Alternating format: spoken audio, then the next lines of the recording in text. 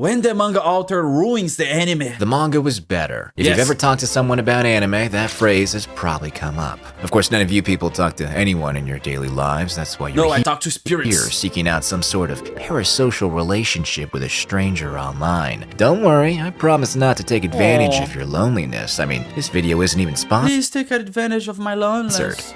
But it could have been. Gunslinger Girl might be one of those instances of the anime surpassing the manga. But now I have to say might because some people will tell you that the anime does a poor job adapting the manga. And one of those people happens to be the author. This girl has the same haircut as me. There is no better place to be. Gunslinger Girl is a manga written by Yu Ida in 2002 and adapted into an anime by Madhouse the very next year of The Hobbit, 2003. It follows a secret Italian government organization that uses cybernetically enhanced and psychologically brainwashed little girls to fight terrorists and mobsters. What a wise choice. Each girl is assigned to a handler, a man who is responsible for all her training, maintenance, and conditioning. These girls typically come with a terrible past. Some had diseases or defects that couldn't be cured, while others were victims of Perfect choice, come on. abuse and human trafficking. Let's have some sick girls fighting with guns. Awesome. Awesome. The cybernetic augmentations greatly benefit these girls. The agency can fix up their eyesight, recreate lost limbs, or just make all those bad memories disappear. But everything has its price, and the price these girls have to pay for their new lives is just that. Their lives. They are entirely devoted to the sham social welfare agency and to their handlers. They might look like cute, innocent little girls, but they're hardly human thanks to all the experiments and missions. Each of them has been trained to kill their target, no matter who that target might be, and each of them is very eager to please her handler. A handler who might be emotionally distant or physically abusive, or okay, it's like a father, so maybe a seemingly kind older brother figure, but one who still puts a gun in her hand and an enemy in her sights. Man, the best Christmas gift you can give to your daughter is a gun.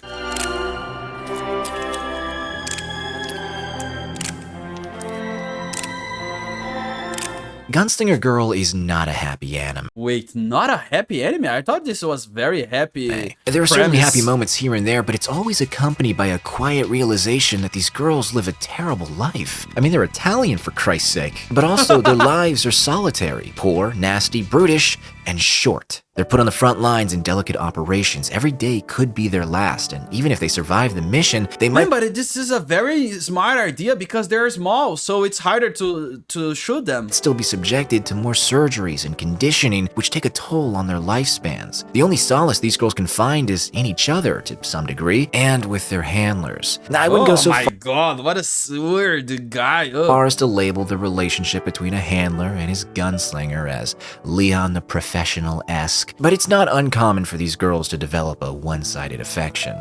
We will be coming back to this Another weird guy, ugh. later. Gunslinger Girl is one of those titles that has a name which conjures a certain type of image in my mind. It's very anime. Little girls with big guns shooting bad guys. I mean, come on, that's classic stuff. Yes. But the Gunslinger Girl anime from 2003 doesn't really fit with that image. Sure, it's still girls with guns, but it's more interested in the girl part than the gun part. And I'm not talking about Yuri. One might even say it's a show where the girls are guns and not— Wait, it's more about feelings than it's about killing people? in a fun, over-the-top I want killing people. kind of way, I like it more than girls' feelings. but in a more tragic sense. Like, here's a show where something as pure and innocent as a little girl has been turned into something as violent and lifeless as a gun. You'll notice I haven't really talked about the plot or the bad guys because that's not the focus of this show. And that might bother some of you, especially if you're more interested in world building. But I look at it like this. Who the enemy is doesn't matter to these girls. The enemy is whoever the agency tells them is the enemy. They don't need to think about it, they just need to do their job. You could even say that's a good professional. Just kill people and don't ask questions. So is intentionally avoiding labeling one side as the ultimate good guys and the other as the irredeemable evil guys. It keeps things messy by having these supposed good guys sometimes employ terrible tactics and the alleged bad guys often recite noble goals. Now, I'm not trying to say that this makes the show better than the simple stories. On the contrary, I very much enjoy the simple stories. But I do think this gray moral framework fits with the hazy, murky world of Gunslinger Girl. The lack of black and white answers gives those little moments between characters more weight and meaning. It's purposely ambiguous, just like with the good guys and the bad guys. Not all the bad guys, obviously. Some of them are just hot-headed gangsters, but you get what I mean. The show I think every guy here is bad. Like, if you're the nice guy and you're just forcing girls to kill other people, I don't think you're very nice. wants you to question the nature of the agency, and it wants you to feel bad for these girls. And it worked. It's a very sad show that knows how to melancholy max. The muted style removes all the color and warmth in the world. The soft classical music lends itself to the slow, often calm interactions set in sterile rooms. Those guys are so weird. In gloomy Italian towns and cities. And the VAs always managed to deliver even the mundane lines with just a tinge of depression. It wasn't as excessive as something like Psycho. Oh, nothing tastes better than depression, man. If you want your lasagna to be better, put some depression on it and it's gonna taste so good. You know, and it was more subtle than something like Elfin Lied. It was perfect, beautifully tragic and thought-provoking, and not what you, Ida, wanted. What he wanted was, apparently, Season 2.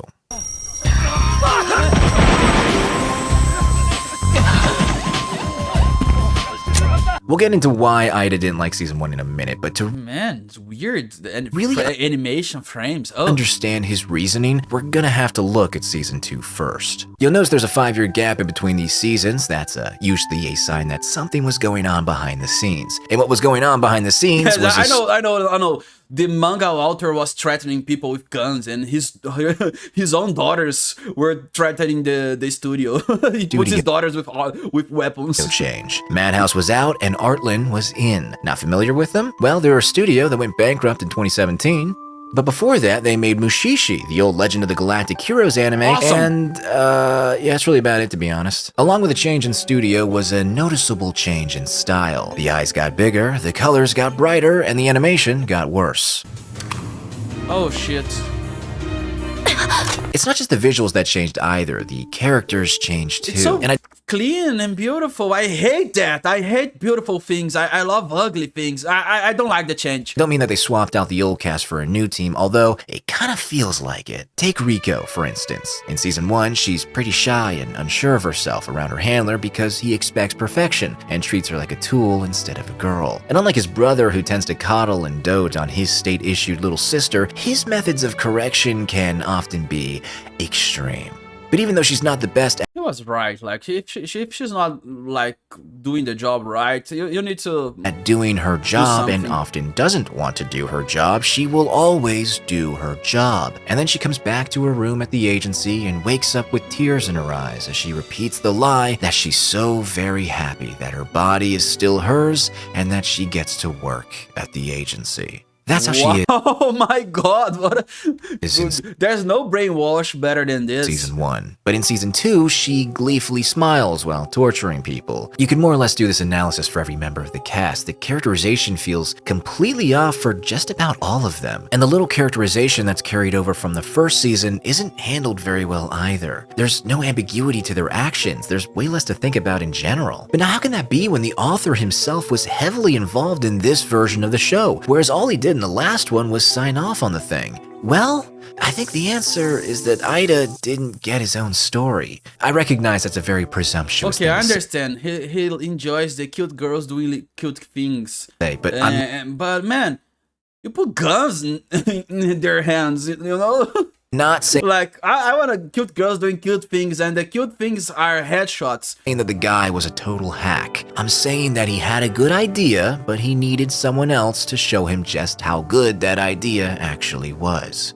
I can't help but notice that so much of what I and many others love about Gunslinger Girl doesn't seem to actually be Gunslinger Girl. Remember how I said that the title of this anime conjured up a certain image? Well, it turns out that image is Gunslinger Girl. Season 2 was an attempt by No, season 2 is so ugly. Ida to because court- it's beautiful. It's ugly because it's beautiful. correct his series. I mentioned earlier that the new season changed the style, but that's not really true. Season 1 changed the style. All Season 2 did was follow the manga. That's why the girls look more cutesy and the guys look like Never follow the manga. No. K-pop That's not stars. alright. It's also why there's a bigger emphasis on little girls with big guns shooting bad guys. For what it's worth, the story is more focused. It mainly follows a singular small terrorist group in a linear fashion, unlike the first season, which jumped around every episode and featured a handful of villains who didn't get much development. But is that a good thing? I'm not convinced that it is. I don't think the main draw of a series like this should be the terrorists and the mobsters and the political factions. I think the main thing to focus on in a story called Gunslinger Girl is the gunslinger girls. That's what season 1 I want to see them crying. did. Morio Asaka was someone who was already well versed in directing shows of a somewhat similar nature, and he had about 2 volumes of manga material to work with and no guarantee of a second season. So we looked over the chapters to see what he was working with, and what he saw was something tragic and depressing. A It story looks like Monster.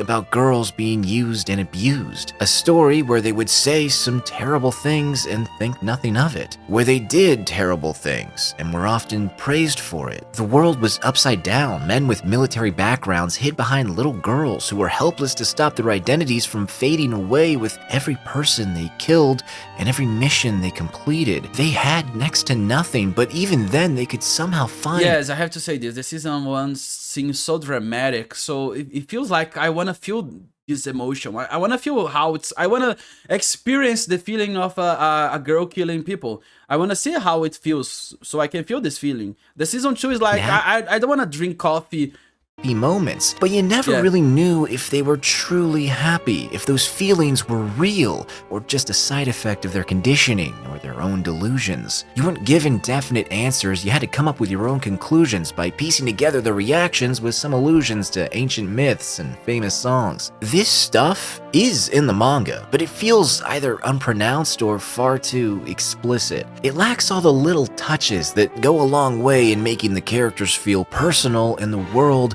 believable, and now I want to talk about that second part some more. The premise of Gunslinger Girl is frankly absurd. The government is using cyborg little girls to fight terrorism.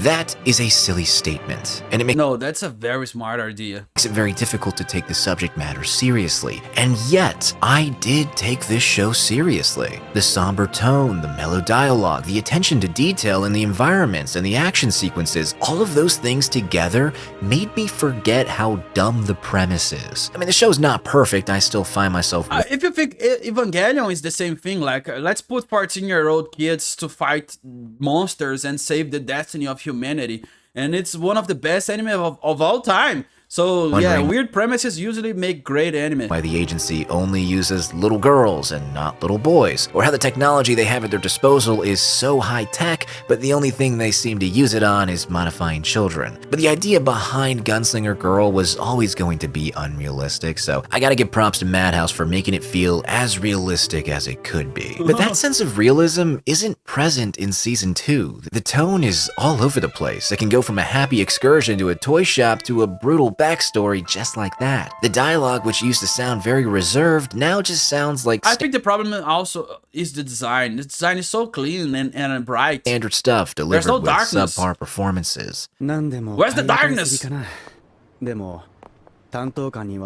See, look, this is very dark. I don't know if that it's very dark, but if you feel the darkness. The other is so clean and bright. See? Like every color is very bright. And lastly, the little details that are supposed to make this story feel grounded are all wrong. There's one point where there's this dramatic shot of Triella firing off her shotgun at some guy's head, but when the shot hits, there's no blood, just a bruise. At first I thought, oh, she must have used like rubber pellets or something, but then the very next shot she takes has some blood on impact. You might say this is a nitpick, but I don't think it is, especially for a show like this, which does pay a lot of attention to its firearms. And It's not just with guns, this problem is present in other aspects of the show as well. The characters can feel bipolar, the background stuff stands out in a bad way, and the music just doesn't fit half of the time. It's not a bad OST by any stretch. There are a few songs that I really like, including the opening and the ending songs, but the music in this anime doesn't bolster the atmosphere to the same degree as before. The classical I wanna feel like my heart's being shot, you know? score in Season 1 perfectly set the melancholic mood, but with Season 2, it almost feels like a campy mob film at times. The narrative might be more cohesive, and I've seen some praise Yes. thrown towards Pinocchio and the I others, prefer the violin thing. but I can't call season 2 anything other than a downgrade. I wouldn't call it terrible. I didn't even have to force myself to finish it because it's not actually that bad, aside from the action, but it's just so forgettable, aside from the infuriating stylistic choices. I don't know who thought it'd be a cool idea to have every flashback in this show be presented with a camera shake filter, but really bad things need to happen to that person. Surprisingly, it's all uphill after the first episode, but it never reaches the heights of season 1. And it's not like season 1 was perfect. The second episode heavily reuses footage from the first. It has its sins, but nothing it did ever compared to this.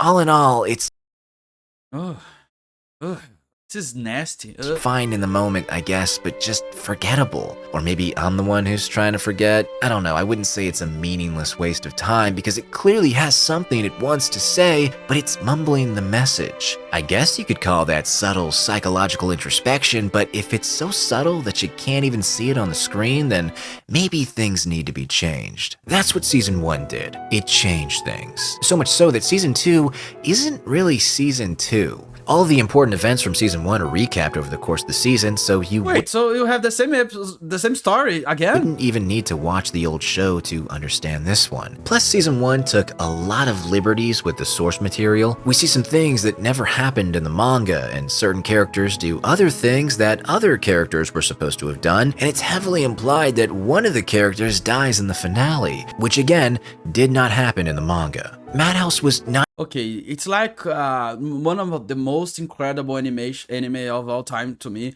Like very original. It's boogie boogie pop phantom, and it's totally different from the original story, the 2001, I think, boogie pop phantom, and it's very different, very original. It fucks the original story, but it's great and it's awesome. It's better than ever. It's so original. Not only- And I think it's a similar thing. changing the characters in the story, but also redefining the aesthetic and the theme. I think that's why Ida changed studios. But now I have to say I think because I haven't been able to find anything concrete about why the change happened. The official wiki states that Yu Ida was pleased with what Madhouse put out, but the only sources it gives are the list of manga chapters and the list of anime episodes. In one interview I found for season 2, he doesn't even mention the first season, except to say that they've cleaned house and he's directly involved this time. That interview also briefly mentioned Ida's previous work, Bittersweet Fools, a visual novel Okay, he likes this style. It's the same thing. Like, also set in Italy, which bore a striking similarity to what would eventually become Gunslinger Girl. Also, there's a lot of sex in the game. It's a hentai game. And once you find okay, so the author is a creep. Oh my god. Oh my god. Because those are little girls, that bro. out, you can't really look The at Guns. the author is insane, so it's better if the studio change everything this crazy motherfucker did. Gunslinger Girl the same way again. Now, I'm not trying to imply that Ida was upset with Madhouse because they made these adult male and little girl pairings more grim and less, goony. All I am saying is that season 2 has a beach episode. Anyway, Oh, until next No, stop with this bitch episodes. time, Ave Maria, Deus Vult, and Come on. Change fuck the original author. Change the story, man. Look at what the fuck? No. I want to watch only season 1, and it seems dark, and I like darkness. I like crying. I enjoy the moon, dark days, and rainy days, and sadness and tears, and yeah.